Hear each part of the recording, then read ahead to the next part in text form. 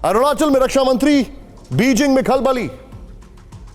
लेकिन बड़ा सवाल सबसे पहले, और सवाल क्या है? क्या भारत एलएसी पर इंफ्रास्ट्रक्चर मजबूत कर रहा है? क्या भारत एलएसी पर लगातार अपनी ताकत बढ़ा रहा है? क्या चीन को संदेश देने के लिए रक्षा मंत्री अरुणाचल दौरे पर गए? इस रिपोर्ट में देखें कि हम शांति के उपासक तो हैं ही, हम शक्ति के भी उपासक हैं। यानी हम युद्ध में यकीन नहीं रखते, पर अगर हम पर युद्ध थोपा जाता है तो हमने उसका जमकर मुकाबला किया है और आगे करेंगे भी। इस पर भी हमारा पूरा यकीन है। चीन के बॉर्डर से चंद किलोमीटर दूर भारतवर्ष की सेना के बीच देश के रक्षा मंत्री ने बिना नाम लिए ड्रैगन को डायरेक्ट संदेश दिया। दो टूक कहा कि हमें छेड़ोगे तो छोड़ेंगे नहीं, हम शांति के साथ ही शक्ति के भी उपासक हैं। रक्षा मंत्री के इस संदेश की टाइमिंग और लोकेशन दोनों बेहद खास है। वो पहली बार तवांग सेक्टर में चीन से हुई झड़प के बाद अरुणाचल प्रदेश के सियांग पहुंचे थे। उन्होंने यहां रणनीतिक रूप से बेहद खास सियोम पुल के साथ 28 इंफ्रास्ट्रक्चर प्रोजेक्ट्स का उद्घाटन किया। इनमें 22 ब्रिज और 3 सड़कें भी शामिल हैं। बीआरओ ने इन सभी इंफ्रास्ट्रक्चर प्रोजेक्ट्स को समय से पहले पूरा किया है। यहाँ अरुणाचल प्रदेश में आप आए हैं, इस ब्रिज का निर्माण किया गया है, सियोम ब्रिज। और अरुणाचल वासियों को, पूरे नॉर्थ ईस्ट की जनता को आवागमन की सुख सुविधाएं कैसे अधिक से अधिक बढ़ सकें, इस दृष्टि से हमारे प्रधानमंत्री मोदी जी के नेतृत्व में हमारी सरकार काम कर रही है। इन प्रोजेक्ट्स के दम पर भारतीय सेना न सिर्फ एलएसी तक आसानी से पहुंचेगी, बल्कि उसके टैंक, तोप और गोला बारूद भी एलएसी पर चीनी गुरूर को चकनाचूर करेंगे। बीआरओ चीन के साथ गतिरोध के बीच किसी भी आपात स्थिति से निपटने के लिए अरुणाचल में तेजी से मेगा कनेक्टिविटी को मजबूत कर रहा है।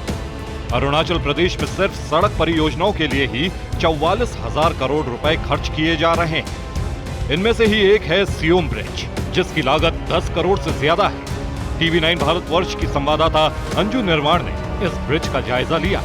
टीवी 9 भारतवर्ष आज आपको एक्सक्लूसिवली लेकर आया है सियोम ब्रिज जो कि भारत की शौर्य की नई कहानी लिखेगा। अरुणाचल प्रदेश में आपको बता दें, सियोम नदी जो कि करीब 170 किलोमीटर लंबी नदी है, ब्रह्मपुत्र जो नदी है उसकी ये उपनदी है, वहां पर ये इतना बड़ा पुल बनाया जा रहा है। आपको बता दें कि लगभग 20 पुलों, कई सुरंगों, एयरबेस और कई प्रमुख सड़कों का इस दौरान विकास किया जा रहा है, ताकि समग्र सैन्य तैयारियों को और ज्यादा मजबूत किया जा सके।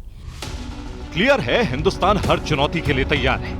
एलएसी पर देश अलर्ट है, खास तौर से पूर्वी लद्दाख से लेकर अरुणाचल प्रदेश तक। एक तरफ राफेल और सुखोई 30 जैसे लड़ाकू विमानों ने अपने टारगेट को तबाह करने के लिए पोजीशन ली हुई है, तो दूसरी तरफ एलएसी तक सैन्य साजो सामान पहुंचाने की तैयारी भी जोरों पर चल रही है।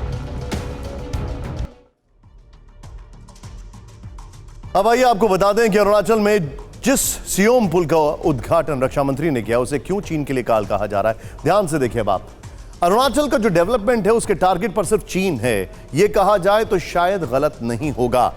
क्लास 70 स्टील आर्क सुपरस्ट्रक्चर से बना है।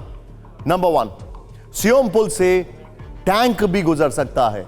एलएसी पर तैनात सैनिकों को आसानी से मदद सियांग, तूतिंग और यिखीओंग तक मदद होगी। प्रोनाउंसिएशन की माफी चाहूंगा। सेना को साजो सामान पहुंचाने में आसानी, सेना तक हथियारों को पहुंचाने में आसानी, सामाजिक आर्थिक विकास को भी बढ़ावा।